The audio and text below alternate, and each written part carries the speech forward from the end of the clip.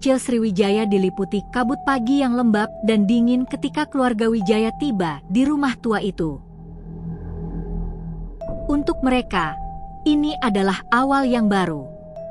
Setelah tahun-tahun penuh perjuangan finansial, rumah besar bergaya kolonial ini dengan harga yang tidak masuk akal murah, bagai anugerah. Bagi Arif, sang suami, ini adalah proyek. Sebagai arsitek, ia melihat potensi di balik ket yang mengelupas dan taman yang liar. Untuk Maya, istrinya, rumah ini adalah tempat perlindungan, tempat membesarkan Lila, putri mereka yang berusia 6 tahun, jauh dari hiruk-pikuk kota. Dan bagi Lila, itu adalah petualangan, dengan lorong-lorong panjang dan sudut-sudut gelap yang sempurna untuk bersembunyi. Tetangga mereka, Pak Joko, seorang lelaki tua yang tinggal di seberang jalan, menyambut mereka dengan teh hangat dan senyum yang tidak cukup sampai ke matanya. Rumah ini sudah lama kosong, katanya, sambil matanya mengamati wajah mereka satu persatu. Butuh waktu untuk membiasakan diri. Suara angin di sini kadang terdengar aneh. Minggu-minggu pertama berlalu dengan damai. Kehidupan berjalan normal. Matahari menyinari rumah itu, mengusir bayang-bayang yang selama ini bersembunyi. Lila senang berlari-lari di koridor luas, tawanya bergema menyenangkan. Kemudian, hal-hal kecil mulai terjadi. Itu dimulai dengan kacanya. Suatu pagi, Maya menemukan jendela dapur terbuka lebar, padahal ia yakin sudah menguncinya semalam. Ia menyalahkan ingatannya sendiri. Keesokan harinya, ia menemukan jejak lumpur berbentuk tapak kaki kecil dari pintu belakang hingga ke tengah dapur. Jejak itu berakhir begitu saja, seolah-olah si pembawanya menguap. Rendra, yang pragmatis, bersikeras itu adalah ulah kucing liar atau, sekali lagi, kelalaian mereka sendiri. Lila kemudian mulai berubah. Anak yang biasanya ceria dan banyak bicara itu menjadi pendiam. Matanya sering melotot kosong ke sudut ruangan, seolah-olah melihat sesuatu yang tidak bisa dilihat orang lain. "Ibu, ada bapak-bapak di kamar aku," keluhnya suatu sore, suaranya bergetar. Dia pakai topi lebar. Dia cuma duduk di kursi dan tersenyum. Maya menghela napas, mengira itu adalah imajinasi anaknya yang aktif. Ia membelai rambut Lila. "Kamu hanya mengigau sayang. Tidak ada bapak-bapak di sini." Namun, ketidaknyamanan Maya tumbuh. Ia mulai merasa diawasi. Perasaan itu kuat, terutama di malam hari. Suara berderit dari lantai atas, yang ia kira hanya rumah tua yang menyesuaikan diri, sekarang terdengar seperti langkah kaki. Angin yang mendesah di celah jendela seolah membisikkan kata-kata yang tidak bisa ditangkapnya. Suatu malam, sekitar pukul 3, Maya terbangun karena haus. Saat ia melewati lorong menuju dapur, ia melihat sesuatu dari balik pintu kamar Lila yang terbuka sedikit. Di sudut kamar yang gelap, di mana sinar bulan tidak mencapai, ada sebuah bayangan. Bayangan itu lebih pekat dari kegelapan sekitarnya, membentuk sosok seorang lelaki yang duduk di atas kursi. Dan di pangkuan bayangan itu, ada gumpalan gelap yang digenggamnya, seperti seikat benang atau jerami. Jantung Maya berdebar kencang. Ia mengucek matanya, dan ketika ia melihat lagi, bayangan itu hilang. Hanya ada kursi kosong.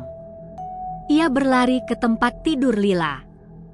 Putrinya tidur dengan tenang. Tapi di lantai, dekat kursi itu, ada bau aneh, bau anyir bunga kering dan tanah basah.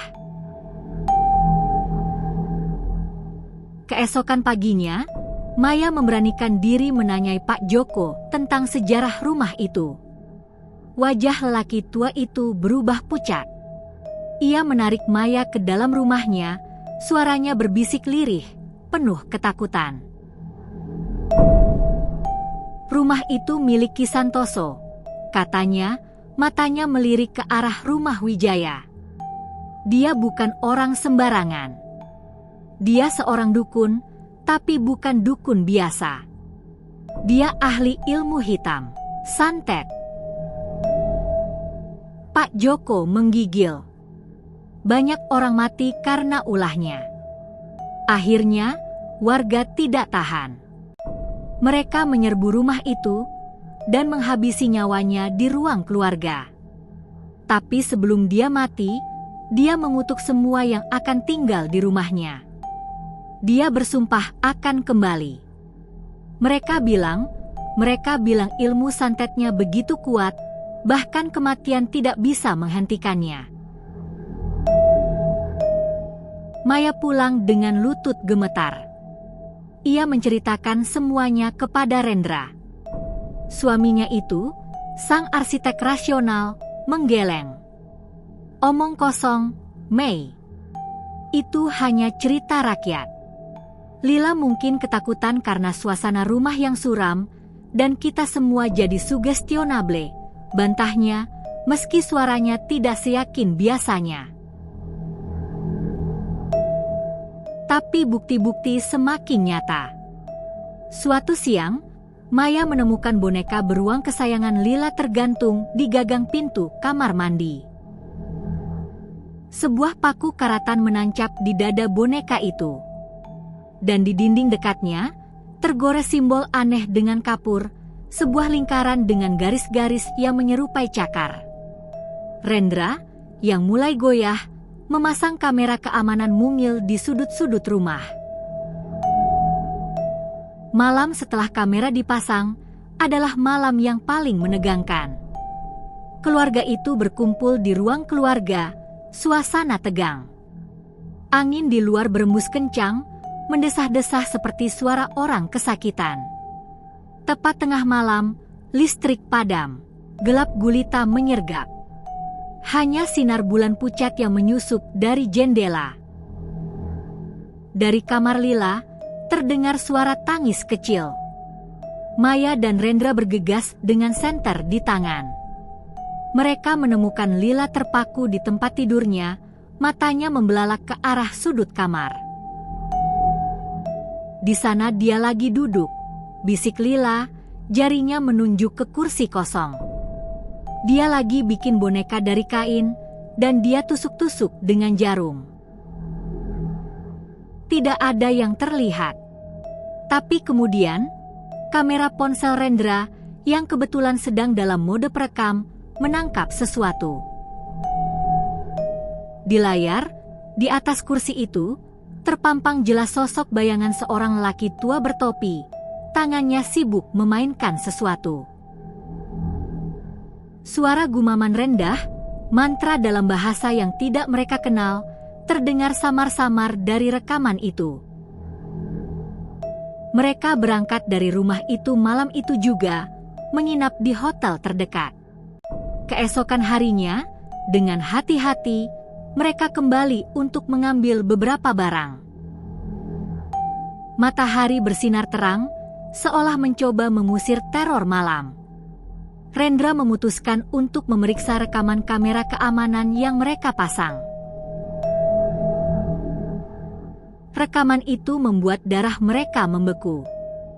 Di tengah malam, saat listrik padam, kamera inframerah menangkap semuanya.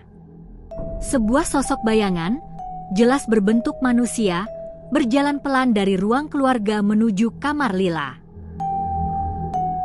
Di tangannya, ia membawa sebuah benda seperti boneka jerami. Ia duduk di kursi di kamar Lila, dan dengan gerakan ritualistik, ia mulai menusukkan benda tajam yang tidak terlihat di kamera ke boneka Jeremy itu. Persis pada saat yang sama di rekaman, suara Lila menangis dan Maya yang merintih kesakitan terekam jelas, seolah-olah mereka merasakan tusukan itu secara fisik. Teror itu tidak berakhir dengan mereka meninggalkan rumah. Di hotel, Lila tiba-tiba demam tinggi dan mengigau, berbicara dengan paman tua yang katanya sekarang berdiri di sudut kamar hotel mereka. Maya menemukan memar berbentuk tusukan jarum di lengannya, meski tidak ada yang menyentuhnya. Mereka menyadari dengan ngeri bahwa kutukan Ki Santoso tidak terikat pada lokasi. Ia telah mengikuti mereka. Ilmu santetnya, yang dipraktikannya bahkan dari alam baka, telah menjangkiti mereka. Sumpahnya untuk melanjutkan pekerjaannya dari balik kematian adalah nyata. Dan keluarga Wijaya sekarang adalah targetnya, subjek baru untuk ritual menyakitkan yang tidak pernah berakhir, sebuah warisan mengerikan dari seorang dukun yang menolak untuk mati. Keluarga Wijaya memutuskan untuk tidak kembali ke rumah tua itu. Mereka mengontrak sebuah apartemen kecil di pusat kota, berharap kehidupan baru bisa melindungi mereka dari teror yang mengikutinya. Selama 2 minggu, semuanya tenang. Lila mulai tersenyum lagi, dan Maya bisa tidur nyenyak tanpa diteror mimpi buruk. Namun, ketenangan itu rapuh. Suatu sore, Maya menemukan sehelai kain hitam kecil tergantung di pintu apartemen mereka. Di lantai, tersebar kelopak bunga Kamboja kering yang mengeluarkan aroma anyir khas yang sama persis dengan yang ia cium di kamar Lila dulu. Ketika Rendra memeriksa rekaman CCTV lorong, mereka melihat seorang lelaki bertopi lebar dengan postur tubuh kurus berjalan mendekati pintu mereka tepat tengah malam. Wajahnya tidak pernah terlihat jelas, selalu tertutup bayangan. Lila mulai sering terbangun tengah malam, menjerit bahwa dia berdiri di samping tempat tidurnya. Suhu di kamarnya selalu turun drastis setiap kali hal itu terjadi. Dokter tidak menemukan apa-apa secara medis, hanya menyebutnya night terror.